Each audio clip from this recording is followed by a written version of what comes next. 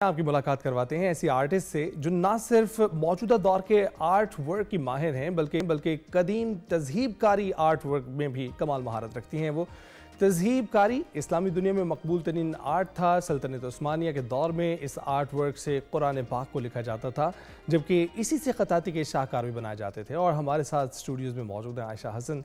तज़हीबकारी art ख़ुद भी करती हैं, पढ़ाती भी हैं। आयशा ना सिर्फ कदीम बल्कि जदीद आर्ट में भी महारत रखती हैं और आप हमारी स्क्रीन पर उनके फ़नपारे देख ही रहे होंगे।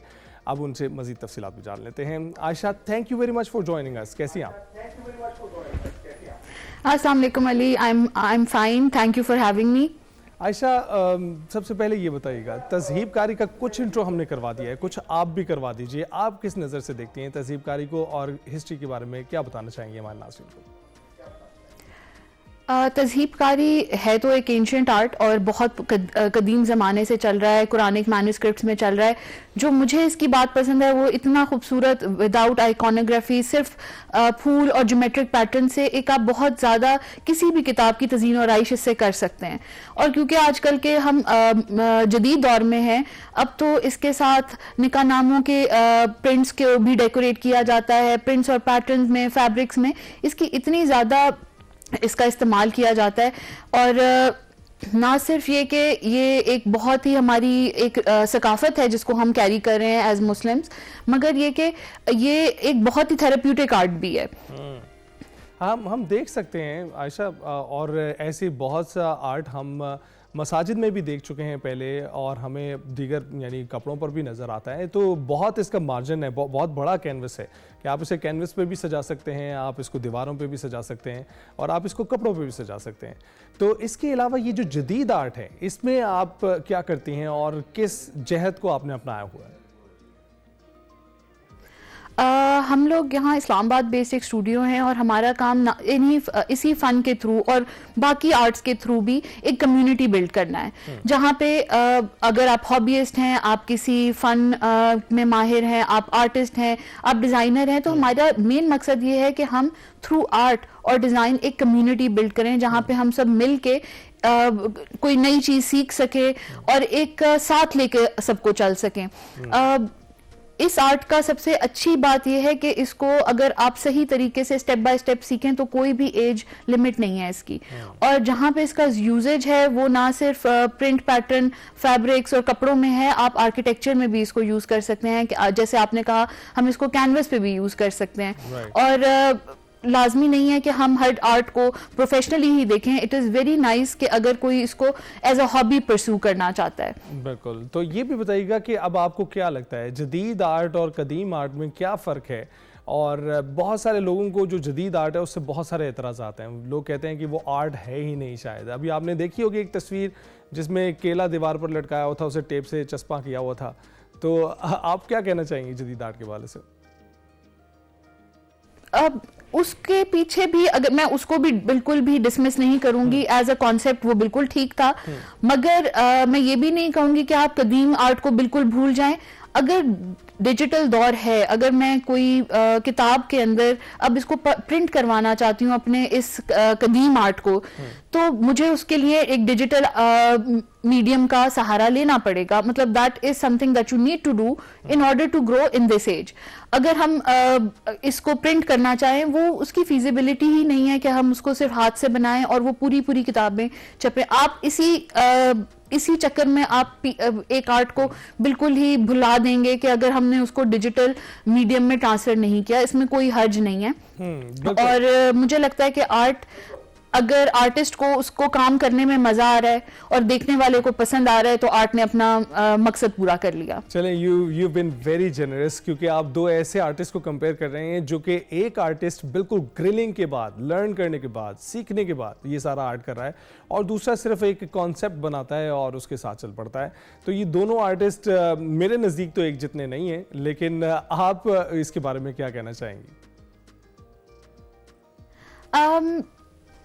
अब जदीद दौर है, यहाँ पे हालांकि मेरे पास डिग्री भी है, सारा कुछ है, 10 साल से पढ़ा भी रही हूँ, मगर मुझे लगता है कि जिस दौर में हम हैं और उसमें अब डिग्री का लेबल होना बहुत ज़रूरी नहीं है। एनसीए के कुछ बहुत सीनियर टीचर्स हैं जिनके पास कोई फॉर्मल एजुकेशन नहीं थी और उनसे अच्छा मुझे लगता है कि कोई उस्ताद अभी तक शायद आया भी नहीं है दोबारा। आपका काम जो है वो आपको किसी डिग्री या लेबल की ज़रूरत नहीं होती। अगर आपने अपना काम सीख लिया है तो आई थिंक वो मोर देन इनफ है। अच्छा, तो फिर इसके बारे में बताइए, तज़हीबकारी अगर कोई सीखना चाहता है उसे शुरू कहाँ से करना पड़ेगा और ये फ़न कैसे सीखा जा सकता है, क्योंकि आप इसकी एक उस्ताद भी हैं? इंस्टीट्यूट्स हैं, टीचर्स हैं, और अगर आप लिमिटेड हैं कि आप अपने घर से नहीं निकल सकते तो ऑनलाइन बहुत सारे पोर्टल्स हैं जहां पे आप रिमोटली ये चीज़ें सीख सकते हैं। जदीद दौर का फ़ायदा यही है कि आर्ट और मटेरियल एक तो इजीली अवेलेबल है, ना सिर्फ बल्कि आपको आसानी से कम महंगी चीज़ें भी मिल जाती हैं। क्लिक ऑन वेबसाइट आपको आपके डोर स्टेप पे चीज़ें मिल जाती हैं। तो आज के दौर में मुझे लगता है कि कोई नई चीज़ सीखना इससे it hasn't ever been easier than this. अच्छा, ये आर्ट जो है जब आप इसकी तरफ देखते हैं एक बड़ी रॉयल सी फील आती है और आपको ना सिर्फ रॉयल फील आती है बल्कि तारीख भी याद आती है। तो क्या मुसलमानों से ही जुड़ी है इसकी तारीख या मुसलमानों से पहले भी ये आर्ट किया जाता था? ये ऑर्नामेंटेशन जिसको हम तहजीबकारी भी कहते हैं, ऑर्नामेंटेशन किताबों की डेकोरेटिव आर्ट्स में शामिल थी और ये सिर्फ इस्लामिक ट्रेडिशन के अंदर नहीं है, ये क्रिश्चियन ट्रेडिशंस में भी है, ये और भी मैन्युस्क्रिप्ट्स में है जो कि आप देखेंगे उनके अंदर आइकॉनोग्राफी होती थी, जानवर और ह्यूमन फॉर्म्स बनते थे। इस्लाम के अंदर क्योंकि आप ह्यूमन फॉर्म्स नहीं बना सकते तो उस टाइम पे आर्टिस्ट ने ज्योमेट्रिक और एराबेस्क पैटर्न्स, फ्लावर्स इनके साथ प्ले किया है और फिर हमें इस्लामिक ट्रेडिशन में स्पेसिफिकली सिर्फ ज्योमेट्रिक और फ्लोरल पैटर्न्स नजर आते हैं। मगर इसकी जो हिस्ट्री है वो हर तकरीबन आपको रिलीजन में भी मिलेगी और ट्रेडिशन में भी मिलेगी। राइट, तो फिर हम ये जरूर कह सकते हैं कि इसकी तरवीज में एक अहम किरदार था मुसलमानों का। डेफिनेटली आपको स्पेन से लेके आपको ये टर्की में भी और इवन लेटर ऑन आपको अपने मुगल मस्जिद वजीर खान तक अगर आप उसकी डेकोरेशन देखें तो वहां पे आपको सम फॉर्म ऑफ तहजीबकारी स्पेसिफिकली ऑर्नामेंटेशन नजर आएगी। अच्छा, तो अब आप उन स्टूडेंट्स के लिए जो तज़हीबकारी में के बारे में अभी आपका ये इंटरव्यू देखकर जान रहे हैं, उनके लिए क्या तरगीब देंगी? किस तरह से वो इस जो डगर है उसको फॉलो कर सकते हैं? सबसे ज़्यादा आप प्रैक्टिस करें।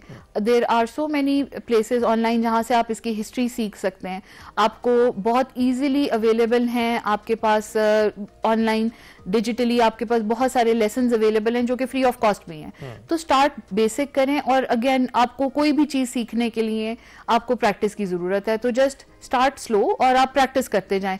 ये it is, I would not say कि it's easy, it takes time और ये पेशेंस आपका मांगता है, मगर इट्स नॉट लाइक दैट कि आप सीख ही नहीं सकते। थोड़ा थोड़ा gradually you can build up और आप अपना ये काम सीख सकते हैं। अच्छा, स्टूडेंट्स अमूमन जो है रागिब इस तरह से होते हैं कि वो रिवॉर्ड देखते हैं कि उनको क्या रिवॉर्ड मिलेगा मुस्तकबिल में। जो आर्टिस्ट तज़हीबकारी कर रहे हैं उनको क्या रिवॉर्ड्स मिल सकते हैं? क्योंकि अमूमन हम देखते हैं कि फ़नपारे जो है लाखों में बिक रहे होते हैं और हम देखते हैं कि बहुत सारे लोग उस तरफ राग़िब इसलिए होते हैं कि वो बेहतर कमा सकेंगे अपनी एक तस्वीर के ज़रिए। यहाँ पर कितना मार्जिन उनको मिल सकता है? अगर आप अपने काम को सीरियसली लें और क्योंकि अगेन इंस्टाग्राम फेसबुक का दौर है, आपके पास अपने काम को आप कॉन्स्टेंटली करते रहें तो इसके अंदर कमर्शियल वैल्यू इसकी बहुत ज़्यादा है। आप जैसे मैंने कहा कि आपको ये टेक्सटाइल के प्रिंट्स में भी नजर आएगा, आपको ये ज्वेलरी में नजर आएगा, आपको अब वेडिंग इनवाइट्स, निकाह नामे और ये एक इंडिविजुअली एक एक पीस के अंदर ये तो कमर्शियली जो कि काम हो रहा है वो तो है ही। उसके अलावा अगर आप इसको नेक्स्ट स्टेप पे लेके जाते हैं तो आप इसको इंटरनेशनली एग्जिबिट कर सकते हैं। जबरदस्त। अगेन आपको अपने काम के साथ कंसिस्टेंट होना पड़ेगा। आपको काम के साथ कंसिस्टेंट होना पड़ेगा। Thank you very much Ayesha, आपने अपने आर्ट के मुताबिक बताया, हमारे लोगों को आगाह किया कि तज़हीबकारी का आर्ट अब भी जिंदा है, उसको सीखा जा सकता है, किया जा सकता है और उससे कमाया जा सकता है।